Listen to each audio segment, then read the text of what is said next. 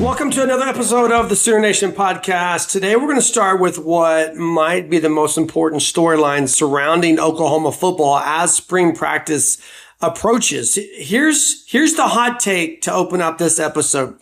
2026 is the ultimate no excuses year for Brent Venables. Not a transition year, not a roster rebuild, not a give the staff time to develop their players year. Those narratives are gone. For the first time since Venables arrived in Norman, the program is officially standing at the moment where the process is supposed to produce results. And when you start looking at the numbers, the roster structure and the staff investments, it becomes pretty clear why expectations around Oklahoma football are about to change dramatically, because the Sooners finally took the necessary steps in 2025 to look like a finished product. Yeah, and look, you go back for the past few seasons, the conversation around Oklahoma football has always included some version of the same explanation. The roster needed to be rebuilt and the culture needed to be reset and the defense needed time to learn the complicated system. And those were legitimate explanations early in the Venables era, but they don't apply right now. They don't apply anymore. This year, 2026, Oklahoma returns 14 starters. That's going to put them among the national leaders in roster continuity. And in the modern era of college football, the transfer portal era, the NIL era, the early NFL declaration era, that kind of retention, it is incredibly rare. Programs lose veterans every offseason. Oklahoma, they kept their key guys. And that's where I think this story gets interesting, because some of the players who returned, they absolutely had other options. Look at Isaiah Satania. He had legitimate NFL buzz. Kip Lewis, he could have explored the draft. Instead, what do? They come back. And that's a decision that matters. When veteran players choose to stay in college football today, particularly at the same university, it's rarely accidental. It usually means they believe something meaningful is building inside the program. That belief sends a message to the locker room. It reinforces the culture that Venables has been preaching since the day he arrived. And look, for years, that phrase has been, part of the slogan, part of the promise, the gold standard. It's starting to look like something players are actually believing in. Because when your best players voluntarily delay the NFL to chase something bigger together, that's not rebuilding a roster. That's a roster that thinks it can win. And another major reason you got to look at for no excuses to have that conversation right now, and it comes down to one position, and that's the quarterback, specifically John Mateer. You look at veteran quarterback stability. It might be the single most important ingredient in championship runs in college football. And Oklahoma has it. Last season, John Mateer quietly put together an impressive stat line. He threw for almost 2,900 yards, 14 touchdowns, while also leading the team with 8 rushing touchdowns. So that dual threat ability, it turned him into the engine of the offense. But what makes Mateer even more valuable in 2026 is going to be his experience. He's already played through an entire SEC schedule. He's in year 4 with Ben Arbuckle. He's played in the college football playoff.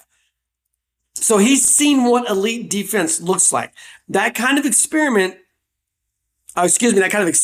it eliminates a huge variable that has haunted Oklahoma in previous seasons. And that's been this massive quarterback learning curve. You went from one quarterback to the next, and you've not had a quarterback come back. This is crazy.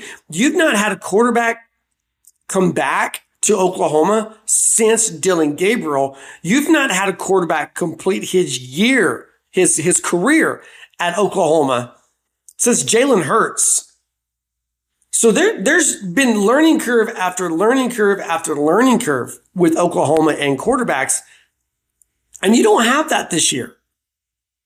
And when you combine Mateer's leadership with returning receivers like Isaiah Satania, and then you add Terrell Harris, the Virginia transfer who adds size and physicality to that receiver room, suddenly this offense has both the pilot and the weapons to operate at a high level. But the roster stability, it's only a part of the story here, because the staff around this team has obviously seen its fair share of changes. And one of the more fascinating developments of this offseason was the investment, the type of investment that Oklahoma made in its coaching staff. So they didn't just go out and hire assistants. They went out and they hired heavy hitters. And one of the more notable additions to the staff is Dylan McCullough, the running backs coach. He came from the Las Vegas Raiders. And he's got a contract somewhere around $625,000, which immediately tells you how serious this program is about the hire. This wasn't about filling a vacancy. This was about sending a message. For years, one lingering question around Venables and this era at Oklahoma has been whether the Sooners could consistently develop elite NFL talent at the running back position. Now you're bringing in a coach with recent NFL experience, and that answers that question in a very direct way. It also sends a message out to recruits. You don't have to leave college football to get coached by people who understand the professional game. And McCullough wasn't the only high-profile addition. Obviously, they bring in Lamar Morgan from Michigan to coach cornerbacks.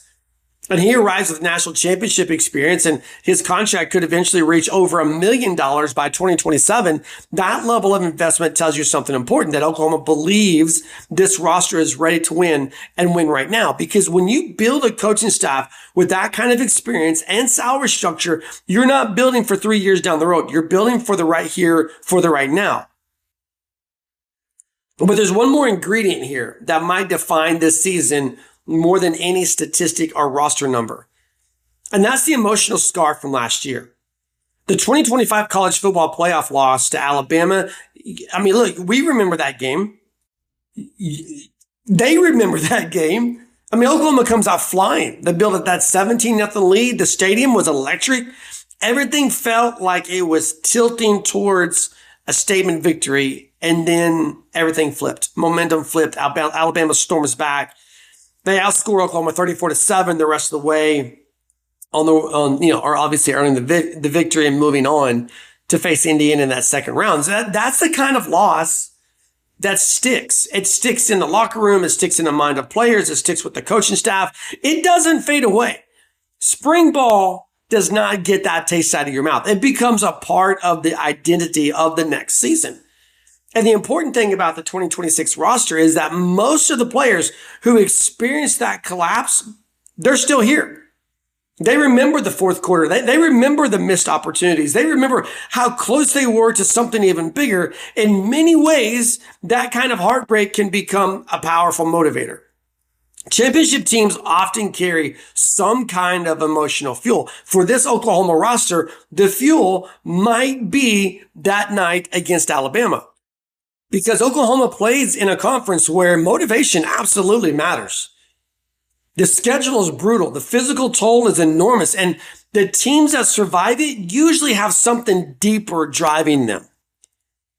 And when you combine everything together, the returning starters, the veteran quarterback, the upgraded coaching staff, and we didn't even talk about Jason Witten, and then you add the emotional motivation from last year, the picture becomes pretty clear. Oklahoma has officially moved past the rebuilding stage.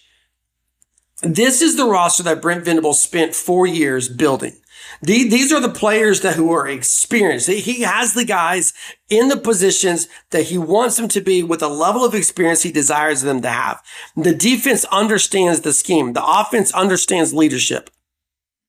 And you've got a recruiting pipeline behind them that's already producing elite talent. At some point, the process has to produce results. And that's why the expectations in Norman are going to change. Because when a team has 14 returning starters, a playoff-tested quarterback, and one of the most expensive assistant coaching staffs in the conference, that standard begins to shift. The conversation stops being about patience. It starts being about performance. So here's the bottom line. This Oklahoma team has the talent. It has the experience. It has the coaching, and it has the emotional motivation of a playoff collapse that still stings. That combination does not look like a rebuilding program. It looks like a program ready to compete for a championship. And that's the reason why 2026 feels like the pivot point for Brent Venables, for his legacy here. If Oklahoma makes a deep run in the college football playoff, the narrative becomes really simple. The rebuild has worked. But if Oklahoma falls short again, the conversation, it's going to change. Suddenly, it's no longer about trusting the process. It's going to be a very more difficult conversation, a much tougher conversation. It's going to be centered around, why aren't they finishing the job? This is the Sooner Nation podcast. Thanks for hanging with us. We'll be right back.